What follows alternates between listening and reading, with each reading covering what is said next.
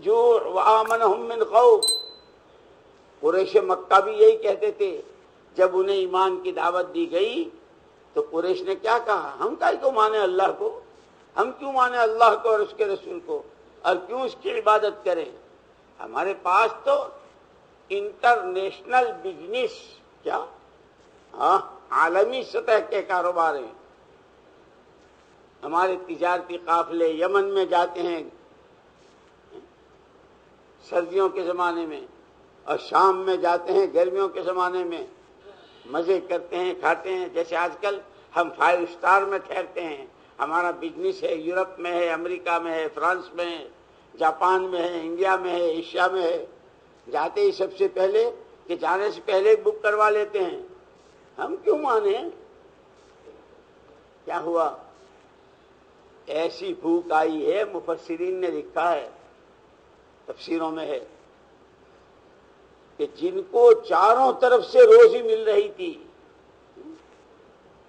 ہر 4 سو سے، وہ حضرت ابراہیم علیہ السلام کی دعا تھی، اس کی برکت سے مل رہی تھی. فَكَفَرَتْ بِأَنْعُمِ اللَّهِ. قرآن کہتا ہے وَضَرَبَ اللَّهُ مَثَلًا قَرْيَةً كَانَتْ آمِنَةً مُطْمَئِنَّةً يَأْتِيهَا رِزْقُهَا رَغَدًا مِّن كُلِّ مَكَانٍ فَكَفَرَتْ بِأَنْعُمِ اللَّهِ فَأَذَاقَهَا اللَّهُ لِبَاسَ الْجُوعِ وَالْخَوْفِ بِمَا كَانُوا يَصْنَعُونَ. کہ اللہ نے ایک بستی کی مثال بیان کی ہے کہ وہ بستی والے بہت کھاتے پیتے، بہت خوشحال. یَأْتِيهَا رِزْقُهَا رَغَدًا مِّن كُلِّ مَكَانٍ، خوب بڑھیا قسم کی روٹی روزی ہر 4 طرف سے پہنچتی تھی. لیکن انہوں نے کیا کیا؟ فَكَفَرَتْ بِأَنْعُمِ اللَّهِ، اللہ کی نعمتوں کی ناقدری کی. اور سب سے بڑی نعمت جو تھی وہ محمد صلی اللہ علیہ وسلم کی بعثت اور آپ کے ساتھ آیا ہوا قرآن تھا. قرآن کو شاعری کہا، قرآن کو جادو کہا، قرآن کو من گھڑت باتیں کہا. اور کیسی کیسی باتیں، اساطیر الاولین، یہ تو ایسے ہی من گھڑت قصے ہیں. فکفرت بانعم اللہ، اللہ کی نعمتوں کی ناقدری کی. اللہ کیا کہتے ہیں؟ ہم نے کیا سزا دی ان کو؟ فَأَذَاقَهَا اللَّهُ لِبَاسَ الْجُوعِ وَالْخَوْفِ، ان کو خوف اور بھوک کا لباس پہنا دیا. کہ جیسے لباس ہر وقت آدمی کے بدن سے لگا رہتا ہے، 24 گھنٹے ڈرے ہوئے، خوف زدہ، ادھر سے ادھر سے، یہ وہ یہاں سے، ہر وقت ڈر کہ جان بھی خطرے میں، مال بھی خطرے میں، ہر وقت خطرے میں. خوف اور بھوک، لکھا ہے کتابوں میں کہ بھوک اس حد کو پہنچ گئی کہ ماں باپ نے اپنی اولاد کو اپنے ہاتھ سے ذبح کیا، اور اپنی پیاس بجھانے کے لیے معصوم بچوں کا خون پیا، اور بھوک پیٹ میں لقمہ ڈالنے کے لیے بچوں کی گوشت کی بوٹیاں ڈالی. اللہ تو اللہ ہے، وہ سزائیں بھی دینا جانتا ہے، ایسی سزائیں کہ دنیا سوچ نہیں سکتی. اور وہ نعمتوں کی بارشیں برسانا جانتا ہے کہ دنیا سوچ نہیں سکتی. راستہ بتایا ہے دونوں کا. اسی لیے مولانا الیاس صاحب رحمۃ اللہ علیہ جب قرآن کی آیت پڑھتے تھے تو بہت عجیب کیفیت ہو جاتی تھی. ما یفعل اللہ بعذابکم، ما یفعل اللہ بعذابکم ان شکرتم وآمنتم وکان اللہ شاکرا علیما. خدا تمہیں عذاب دے کے کیا کرے گا؟ خدا تمہیں عذاب دے کے کیا کرے گا اگر تم اس کی نعمتوں کی قدر کرتے رہو اور اپنا ایمان بناتے رہو؟ تو وہ تو تمہارا بڑا قدردان ہے. اسی لیے میں نے کہا تھا نا کہ قرآن میں واقعات ہیں، وہ یوں ہی کہانیاں نہیں ہیں، عبرت ہے، رہبری ہے کہ جنہوں نے قدر کی ہے، شکر گزاری کے ساتھ نعمتیں استعمال کی ہے، ان کو خدا نے کتنا دیا اور کیسے دیا، اور جنہوں نے ناقدری کی ہے ان کا کیا حال بنایا. دونوں طرح کے واقعات قرآن میں ہیں کہ یہ مدینے والے، مکے والے اور پورے حجاز والے ایسے ننگے بھوکے کہ ان کے پاس کوئی، یہاں تک کہ مدینے کا تو نام ہی اور تھا. یہ تو حضور پاک صلی اللہ علیہ وسلم کی وجہ سے مدینہ طیبہ، ورنہ اس کا نام تھا یثرب. عربی زبان میں یثرب کہتے ہیں بالکل بیکار اور بخار زدہ زمین. یہ سنگلاخ ہے، اس میں کوئی چیز اگانے والی نہیں اور بہت بیکار. اسی لیے صحابہ جب یہاں آئے تو آتے ہی بخار ہو گیا. پھر حضور پاک صلی اللہ علیہ وسلم کی دعا کی برکت سے مدینے کا بخار گیا کہ اس کا نام یثرب کے بخار زدہ زمین، کہ جو یہاں آتا اس کو بخار ہو جاتا. کھانے پینے کو تھا، نہ رہنے کو تھا. لیکن جب محمد الرسول اللہ صلی اللہ علیہ وسلم تشریف لائے اور آپ کا ساتھ دیا، آپ کی نصرت کی، مدینے والوں کی خوبی، اس پر دونوں نعمتیں دی. دین کی نعمت ایسی دی کہ ساری دنیا میں دین اللہ نے مدینے سے پھیلایا، مکے سے نہیں. اور نعمت دنیاوی ایسی دی کہ اس کے سا میں بھی برکت، اس کے مد میں بھی برکت، اس کے سیر میں، اس کے کلو میں. حضور نے دعائیں کی اس کی کھجوروں میں، اس کی جو میں، اس کے انگور میں، اس کی زمین میں، کہ کتنی برکتیں، کہ مدینے کی کھجوریں اب تک دنیا کتنی کھا چکی اور ہر سال کتنی لے جا رہی. اور خالی حج میں نہیں، سارے سال مدینے کی کھجوریں جاتی ہے. جیسے وہاں زمزم، کہ کبھی سنا کہ اس سال زمزم نہیں ملا، کہ کبھی سنا کہ اس سال مدینے کی کھجوریں نہیں ملی. کہ کیا ہوا کہ انہوں نے اس نعمت کی قدر کی تھی کہ محمد صلی اللہ علیہ وسلم جو دین لے کر آئے ہیں، جو شریعت لے کر آئے ہیں، جو محنت لے کر آئے ہیں، کہ اس میں آپ کا ساتھ دیا. اور کیسا ساتھ دیا؟ مدینے کا ہر گھر اور ہر گھر کا ہر فرد، مرد، عورت، بچے، کنواری بچیاں، جوان، ہر ایک نبی کی بات پر مر مٹنے کو تیار. یہاں تک کہ حضور کیا چاہتے ہیں، آپ کی چاہت پر ہم اپنی ہر چاہت کو قربان کریں گے. ہماری چاہت چاہت نہیں، ہماری خواہش خواہش نہیں، جو آپ چاہتے ہیں. اور یہ جذبہ اتنا بھرا تھا، اتنا بھرا تھا کہ کنواری بچیاں، ایک صحابی حضرت جلیبیب رضی اللہ تعالیٰ کا نام تھا، جلیبیب، وہ آئے حضور اکرم صلی اللہ علیہ وسلم کے سامنے اور یوں کہا جلیبیب تم شادی نہیں کرتے؟ حضرت جلیبیب نے کہا اللہ کے رسول مجھے کون بیٹی دے، میرے پاس تو کچھ بھی نہیں ہے، رنگ روپ بھی نہیں ہے، ناک نقشہ بھی نہیں ہے، اور ہاتھ بھی خالی ہے، جیب میں بھی کچھ نہیں ہے. حضور اکرم صلی اللہ علیہ وسلم نے فرمایا فلانے انصاری کے گھر جاؤ اور اس سے کہو کہ اپنی بیٹی سے میری شادی کر دو. وہ آئے تو وہاں یہ سارے چکر نہیں تھے جو آج کل ہیں، پہلے ایک جاتی ہے، پھر دو جاتی ہے، اس کی خالہ گئی تھی، اس کی ماسی گئی تھی، اس کی پھوپھی گئی تھی، اور اس کے ابا بھی ساتھ گئے تھے اور دیکھا تھا، یوں کیا تھا. یہ کچھ نہیں تھا.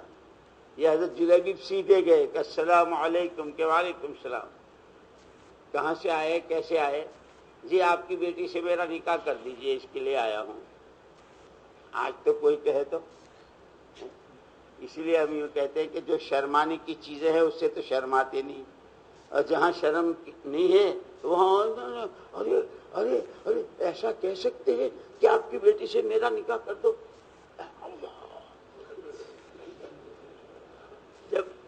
جب بند ہو جاتی تو دکھتا ہی نہیں ہے.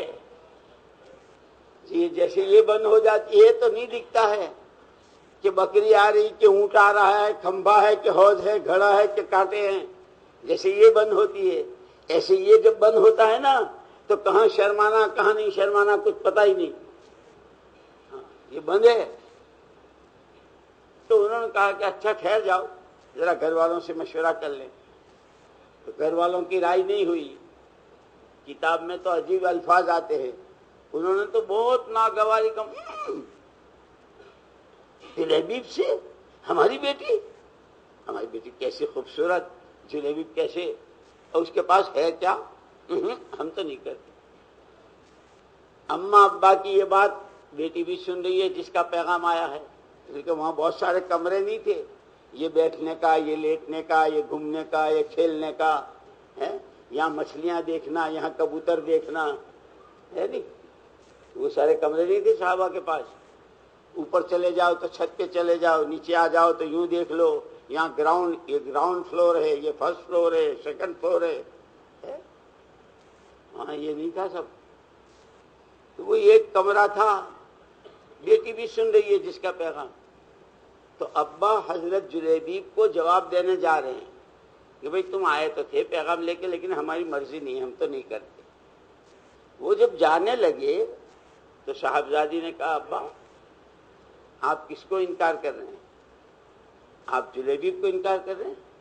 ہم کیا جانے جلیبیب کو، آپ تو حضور کی بات کو دروازے سے واپس کر رہے ہیں، اس لیے کہ جلیبیب تو حضور کی طرف سے آئے ہیں، رسول اللہ صلی اللہ علیہ وسلم کے بھیجے ہوئے آئے ہیں، اور ابا اپنی تو پونجی اور اپنا تو سرمایہ خدا رسول ہی ہے، اللہ راضی، اللہ کے رسول راضی، اپنے پاس سب کچھ ہے، اور اللہ رسول ناراض تو اپنے پاس تو کچھ بھی نہیں ہے۔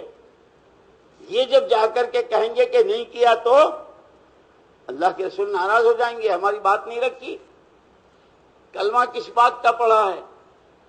آپ کی مانیں گے، آپ ہی کی سنیں گے، تو کہاں سنی؟ لڑکے نے کہا ابا جی مجھے معلوم ہے جلیبی میرا پیغام لے کر آئے ہیں، اور یہ بھی معلوم ہے کہ ان کے پاس وہ حسن و جمال اور وہ ناک نقشہ نہیں ہے، اور یہ بھی معلوم ہے کہ ان کے پاس تو ہاتھ میں کوڑی بھی نہیں ہے۔